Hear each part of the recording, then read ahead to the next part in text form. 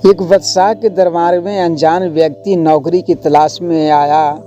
बादशाह ने उसे उसकी योग्यता पूछी तो उसने कहा, सियासी हूँ। अरबी भाषा में सियासी उसे कहते हैं जो अपनी बुद्धि और ज्ञान से किसी भी समस्या को आसानी से सुलझा सकता है।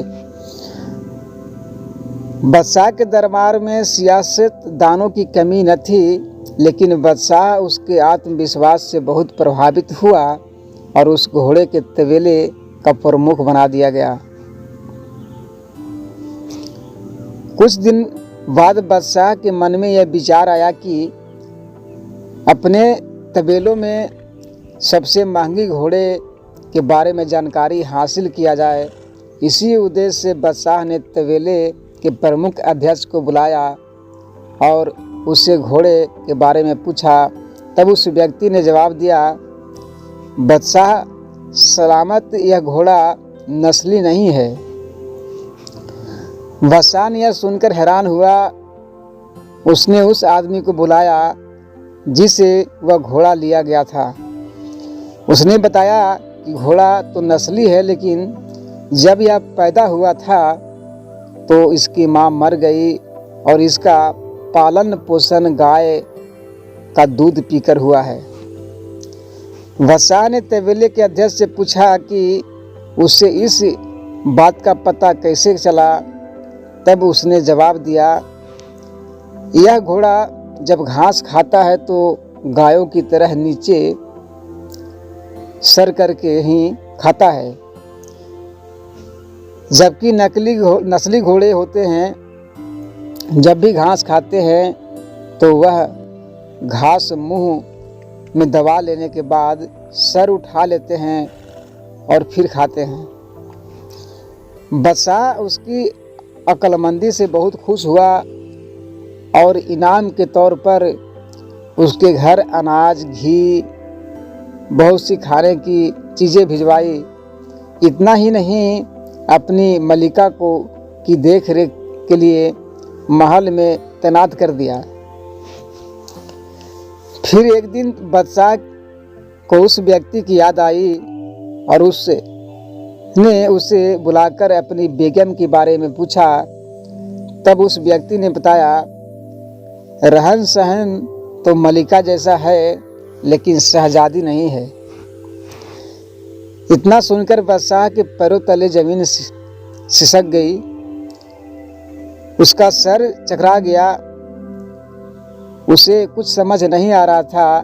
वो हकीकत जानना चाहता था, इसलिए उसने अपनी सास को बुलाने का हुक्म दिया। अगले दिन उसकी सास बादशाह के पास पहुंची तो बादशाह ने उसे सब कुछ बताया और सच बताने को कहा। तब सास सच बताने लगी, आपके पिता ने हमारी बेटी के जन्म लेने पर उसका हाथ आपके लिए मांग लिया था, लेकिन कुछ दिनों बाद हमारी बेटी मर गई। आपकी बादशाहत से करीबी रिश्ते कायम रखने के लिए हमने किसी और की बेटी गोद ले लिया और उसका निकाह आपसे करवा दिया। हकीकत जानने के बाद बादशाह ने उस व्यक्ति से पूछा कि तुमको इस बात का इल्म कैसे हुआ कि वो शहजादी नहीं है।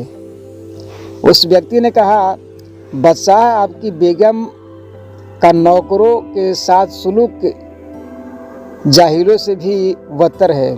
कोई खानदानी आदमी इस तरह का बर्ताव नहीं करता।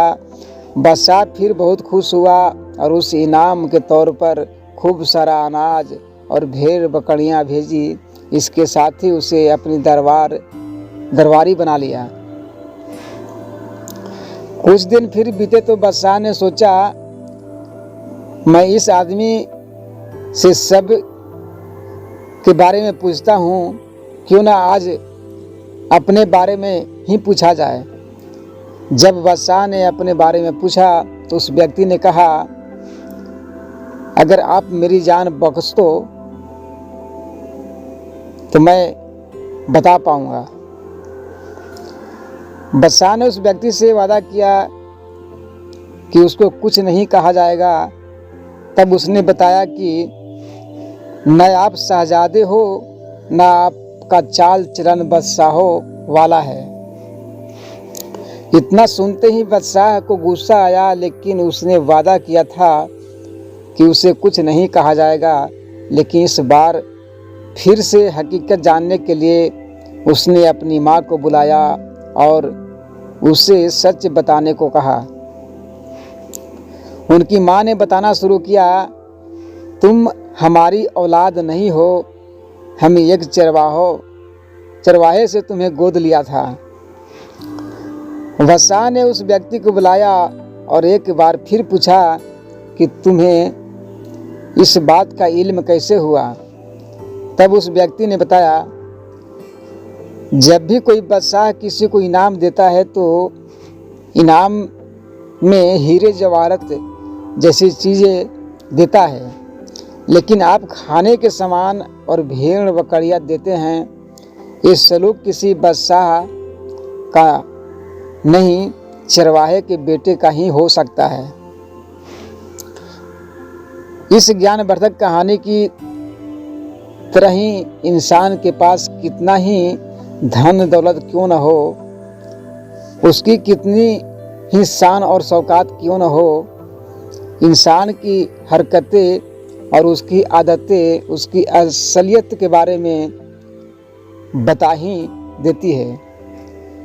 यदि आप चाहते हैं कि आपकी खासियत सबके सामने अच्छी बने, तो अपना आदतें बदलिए और सबके साथ सही ढंग से व्यवहार कीजिए।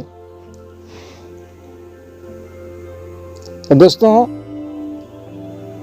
ज्ञानवर्धक कहानी आपको कैसी लगी हमें कमेंट बॉक्स में कमेंट करके ज़रूर बताएं। तो दोस्तों, इस वीडियो को देखने के लिए आप सभी को बहुत बहुत धन्यवाद। Very very thank you.